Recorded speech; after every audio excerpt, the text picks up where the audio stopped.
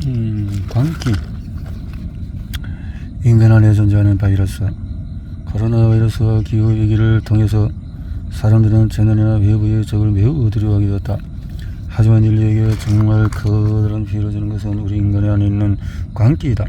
그 얘기가 1914년에 일어난 1차 세계대전, 따르면 14년부터 18년까지 일어난 1차 세계대전으로 전사자가 900만 명이고 민간인 사망자는 600만 명, 부상자가 2,700명, 불구자 600만 명, 미망인 400만 명, 고아에 800만 명 인명피해를 입었다고 한다.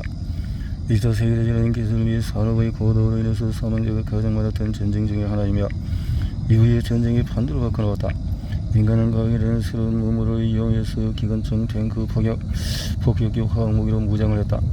예전의 전쟁에서 활용했던 활과 창, 칼은 더 이상 상대가 되지 않았다. 객이랑 살리기라고 표현할 수밖에 없을 정도로 수많은 그림과 민간인이 희생되었으며 적에 대한 무자비한 폭력과 살인검을 자행되었다. 사람들은 자신이 믿는 신념을 세워서 적들을 악마라고 생각하고 아무런 양심의 가책이 없이 살리기를 자행했다. 그러나 1차 세계대전이 끝나고 이어서 2차 세계대전이 일어나며 세계는 다시 전쟁의 관계에 휩싸였다. 2차 세계대전은 더욱 담장했다. 민간의 병살 앞에서 6천에서 7천만 명이 전쟁으로 인해서 목숨을 잃었고 나치 독일과 독일은 전쟁지 전반에 걸쳐서 계획적으로 유대인과 슬로브족 집시 동성애자 장애인 정신범 등 약 1,100만 명의 민간인과 전쟁 포로가 학살되었다. 사망자 중에서 유대인은 약 600만 명으로 그 당시에 유럽 거주하던 900만 명의 유대인 중에서 약 3분의 2에 해당한다. 유대인과 기타 피해자들은 독일 전쟁의 독일 점령지의 약 4만여 개의 시설 집단 소형에 구금되어 죽어갔다. 그리고 20세기에 일어난 전쟁을 인해서 약 1억 명의 사람들이 목숨을 잃었다. 이처럼 인간에 존재하는 광기는 이로 인해서 인한 피해자의 수는 외부의 재난이나 바이러스 등에 의해서 피해자 죽는 것보다도 더 능가한다. 인간 안에 존재하는 광기와 집착, 폭력성은 바로 인간 안에 존재하는 질병이다. 이 질병으로 인해서 인간은 자기 파괴적인 행동을 하고 있다는 것을 사람들이 잘 인식하지 못한다.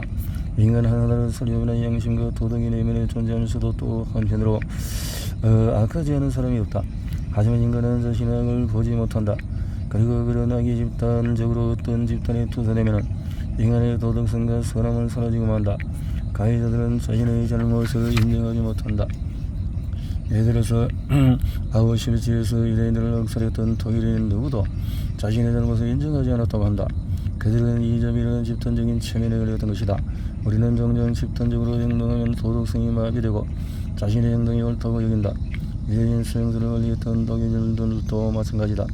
어떤 일반인들은 자신이 유대인들 기차로 도착하면 문을 열어주고 그들의 수용소로 인도했을 뿐이라고 말했다.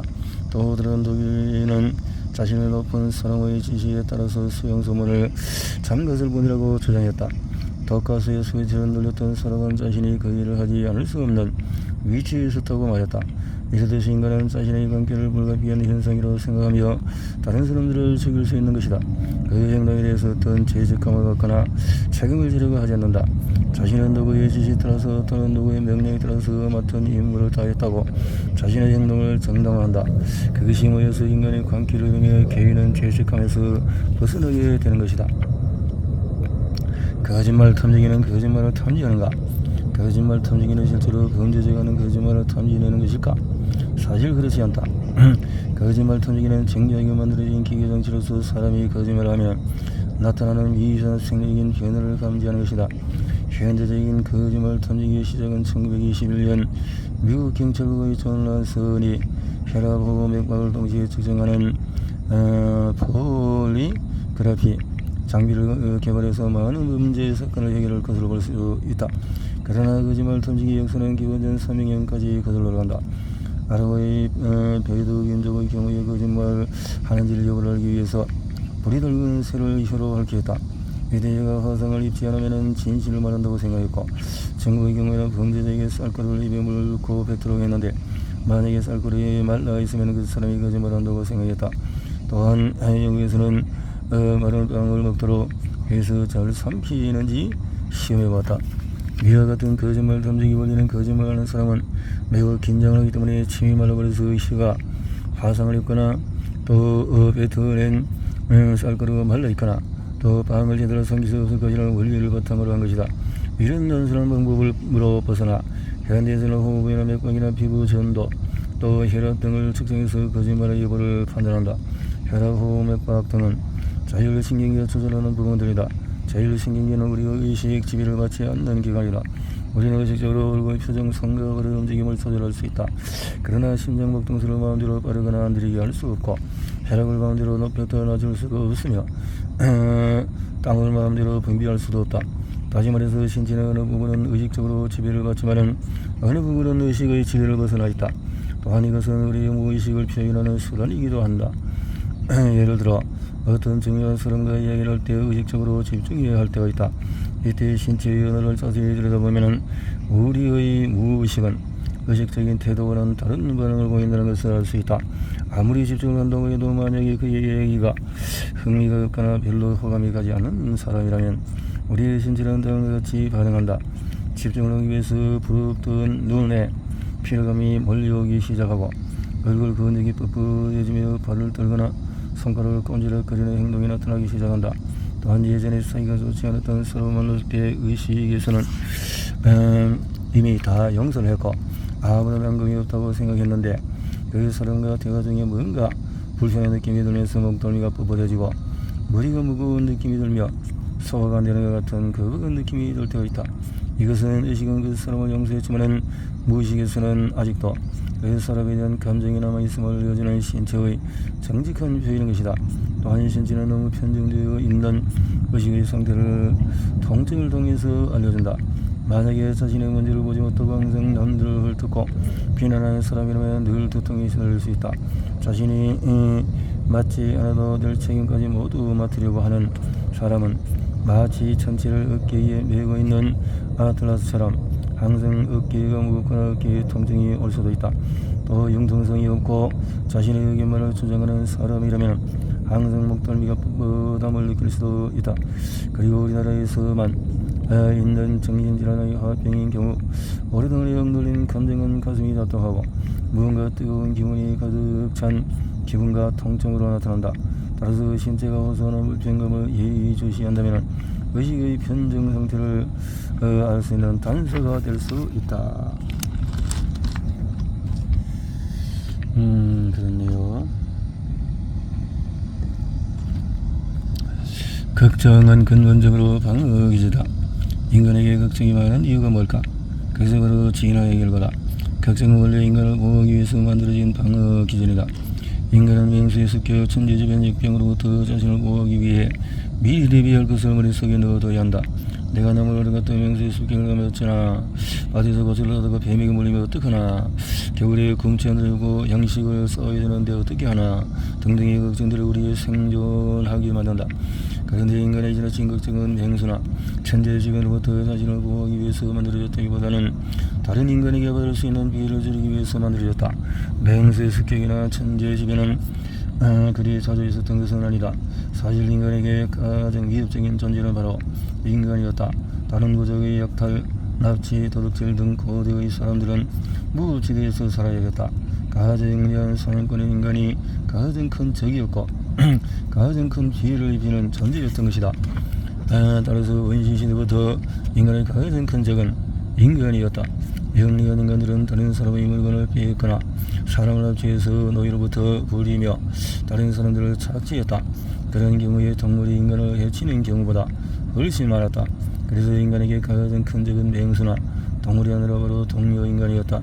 인간의 역사를 살펴보면 인간은 언제나 다른 인간의 물건을 훔치거나 전쟁을 통해서 재물을 빼앗았다.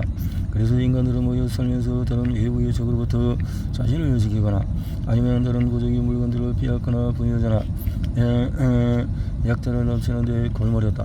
그래서 인간은 영리한 인간이 사용할 수 있는 모든 방법에 대응해야 했다. 이런 방법으로 이번에 피해를 입었다면 거기서 대비했고 다른 방법으로 피해를 입었다면 또 다른 방어책을 강구해야 했다.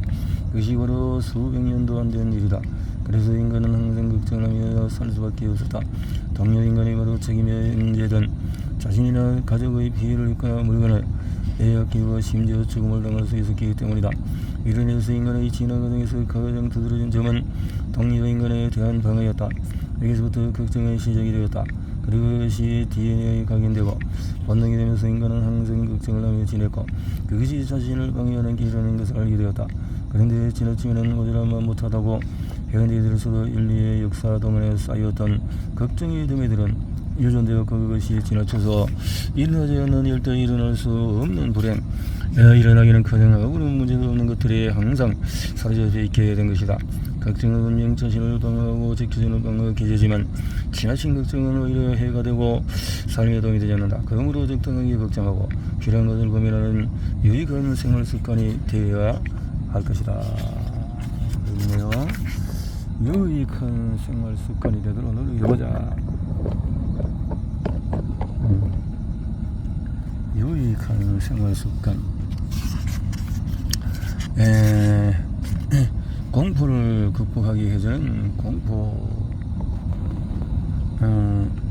체험 특정한 대상이나 행동 상황을 마주했을 때 비현실적인 두려움과 불안 증세가 생겨서 이를 극복하지 못하고 그 대상이나 상황을 피해버리는 정신과 질환을 공포증이라고 한다. 공포증이 일어나는 높은 곳에 올라가지 못하는 고소공포증, 밀폐증, 폐소공포증, 또 동굴공포증 등등이 있다. 공포증 환자들이 자신이 두려워야 하는 대상에 그 두려움을 느끼고 제약을 받는 반면에 오히려 위험한 상황을 즐기는 사람들도 있다. 이들은 누구나 위험하다고 생각하는 것을 두렵지 않고 기꺼이 체험하고 희열을 느낀다. 그게 스카이다이빙, 번지점프, 암벽 등반 등이다.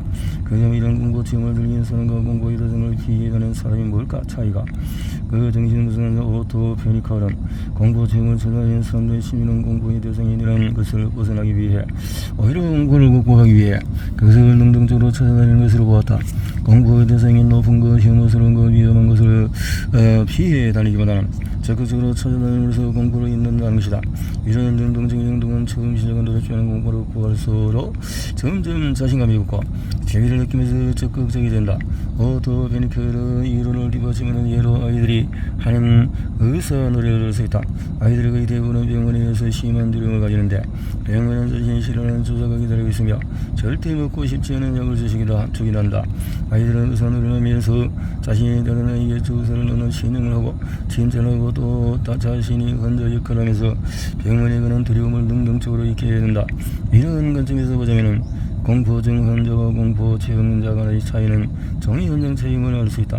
한쪽은 수동적으로 공포를 피해가려고 애를 쓰는 반면에 다른 쪽은 능동적으로 자신의 공포감을 극복하기 위해서 찾아다닌다고 할 수 있다.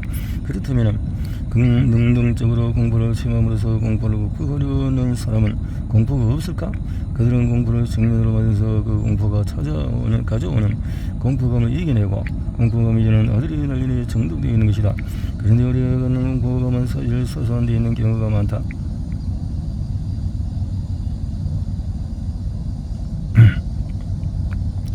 상담을 해보는 많은 사람이 대중 앞에서 발표를 하는 것이 낯선 이들과 어울리는 것, 또 회사에서 동료들과 잘 어울려지는 것에 대해 공포감을 갖고 있다. 이것을 극복하는 방법은 결국 부딪히며 경험해보는 것이다. 예전에 TV 출연을 부탁받은 적이 있다. 그것도 1년짜리 프로그램이었는데 덜컥 승낙하고 말았다. 문제는 그 다음부터였다. 방송 놓고 하늘까지 공포감으로 잠도 잘 오지 않았다. 전국적으로 내 얼굴이 나오고 많은 사람 앞에서 이야기를 한다는 것이 너무 두려웠던 것이다. 갑자기 후회가 밀려들어 전화를 걸어 그만두겠다고 하고 싶은 마음이 굴뚝 같았지만 억지로 서면서 그 공포감을 갖고 방송 타임까지 떨었다. 방송 녹화 직전에는 가슴이 두근거리고 어색하고 불안해서 말을 제대로 할 수 있을지 두렵기만 했다. 그러나 어찌 녹화는 진행이 되었으며 어떤 말을 했는지 모르겠는데 의견을 피력하고 방송 녹화가 끝나게 되었다. 그렇게 1년간 TV에 나가게 되었으나 제대로 하지 못할까봐 항상 긴장을 하면서 출연을 했다. 그런데 생각해보는 그런 상황이라면 누구나 떨고 불안해하고 긴장을 하는 것이 당연하다. 예전에 어떤 정경 가수가 데뷔 30주년 기념 공연하게 되었다. 기자가 소방하자 그 가수는 긴장이 되고 떨린다고 말했다. 30년을 대중 앞에서 노래한 가수로 공포감과 긴장감에 사라지는 것이다. 그런데 우리는 어떤가? 우리가 그런 경험이 많지 않으면서 남들 앞에서 발표를 해야 하고 면접을 봐야 하고 자기 의견을 내놓아야 한다. 어떤 누구나 공부는 긴장감을 갖고 있기 때문에 그런 상황에 처음에는 긴장하고 떨게 된다. 그러니 공포감과 긴장감과 함께 가야 한다. 부딪히고 경험하면서 그런 감정과 함께 가는 수밖에 해결책은 없다. 해결책은 없다.